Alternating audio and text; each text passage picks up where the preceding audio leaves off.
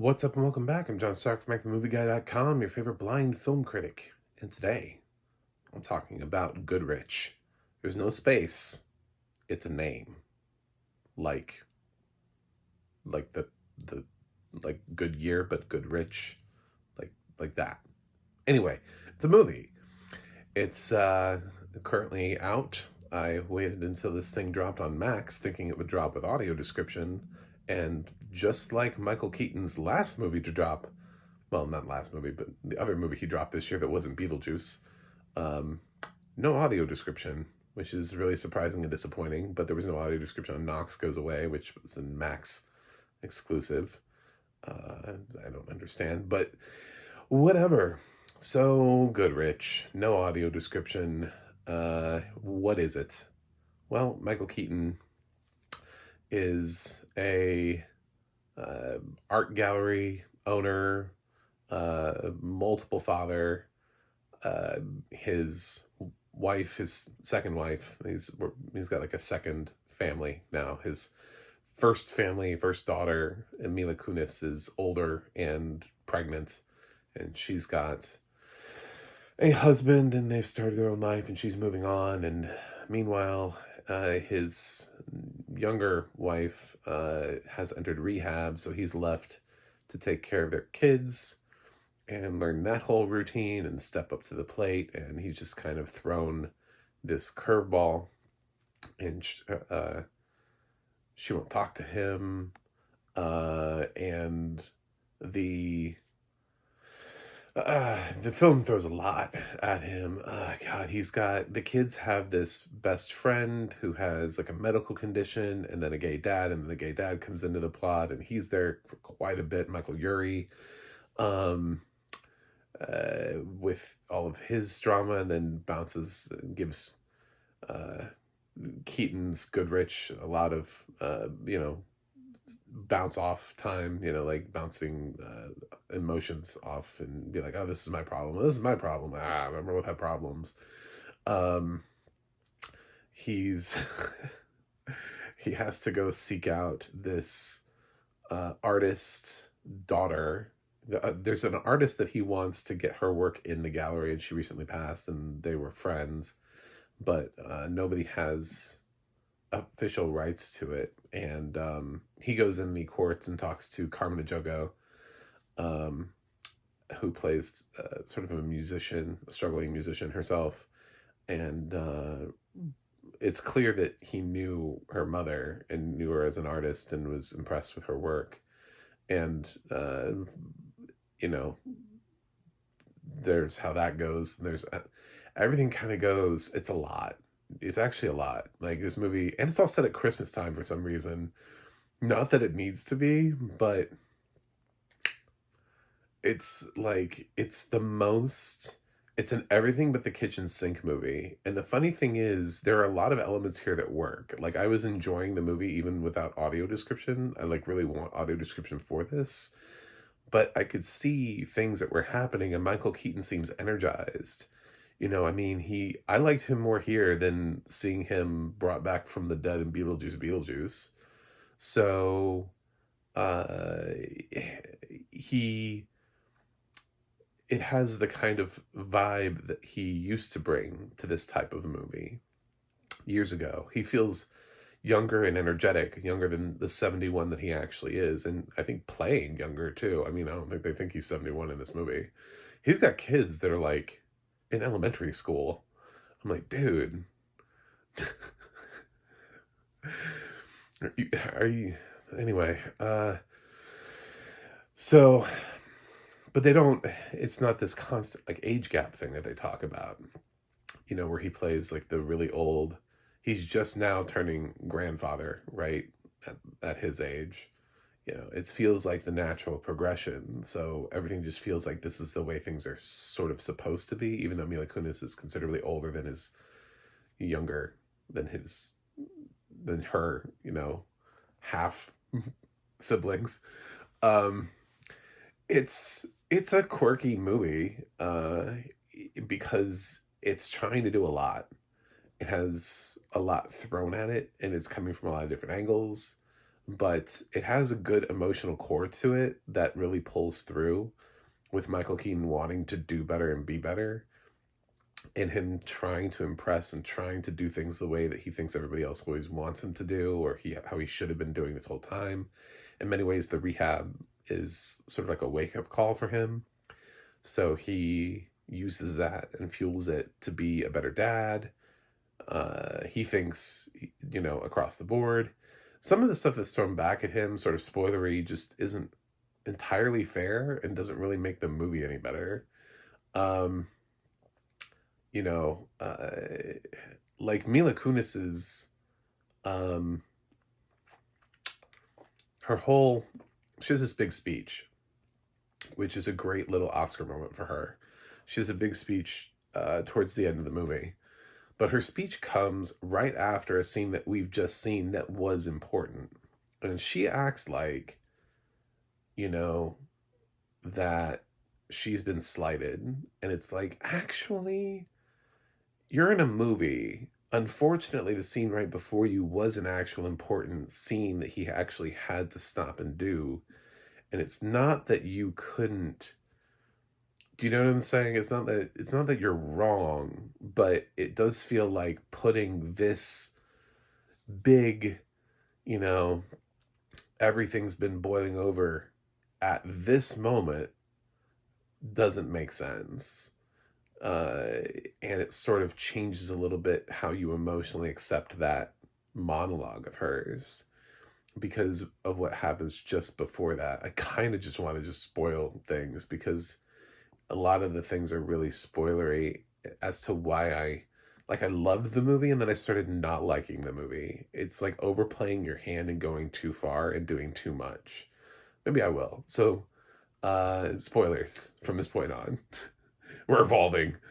Um, so a couple of reasons why I don't like the movie as much as you may think is so what I'm referring to is, you know, he's supposedly stepping up to the plate and helping her with her doctor's appointments because she's pregnant and getting her to the doctor and making sure she gets there on time, whatever. And he's late because out of nowhere, his wife out of rehab just shows up and just and the whole movie she's been ignoring him and not taking phone calls and stuff like that. So um, they haven't really had a chance to talk about anything.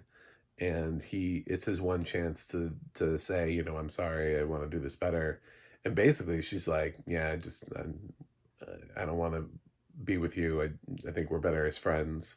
And that's how they leave it. And then he goes off to be yelled at by his daughter for being late for her. And it's like, that was kind of an important conversation, which ended his marriage.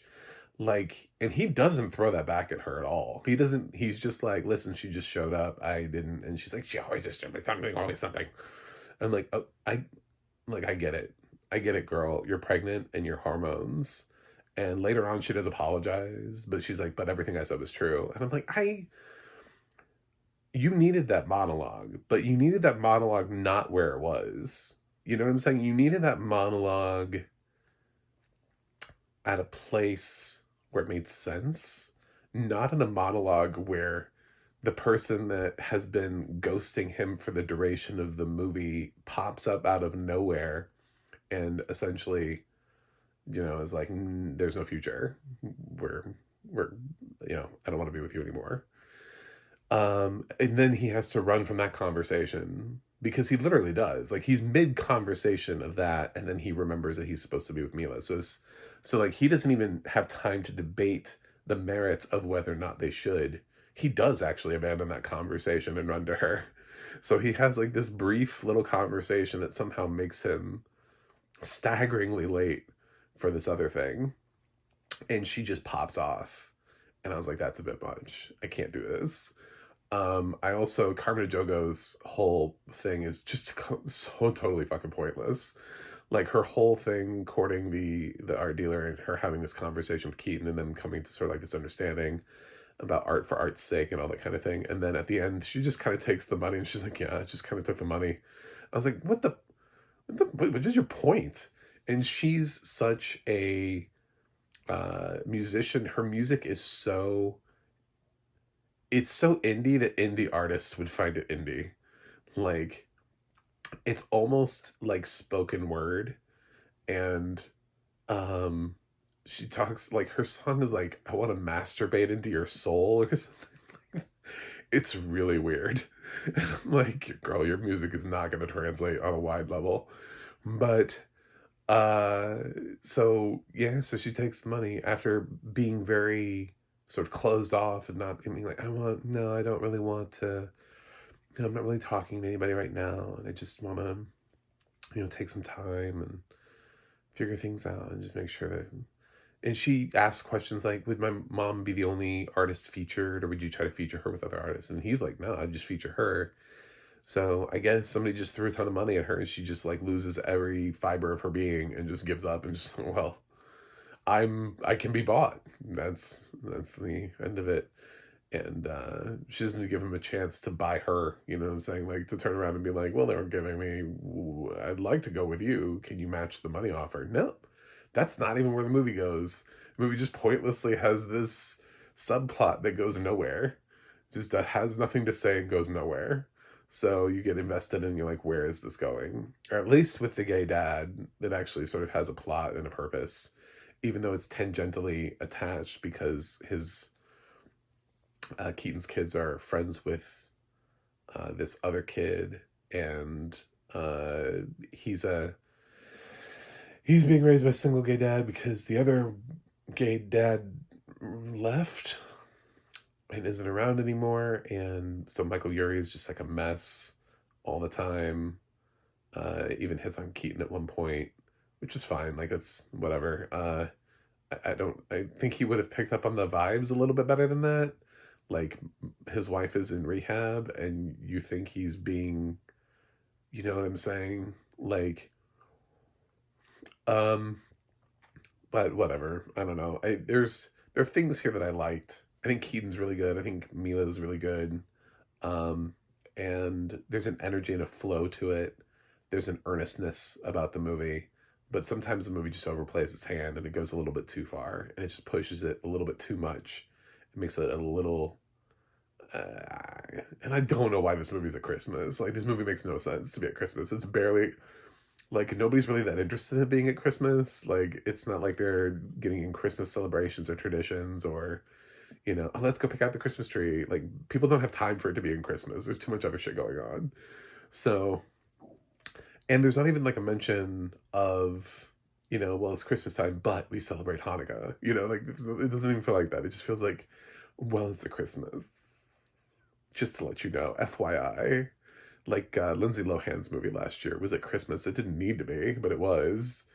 With Kristen Chenoweth. Anyway, so yeah,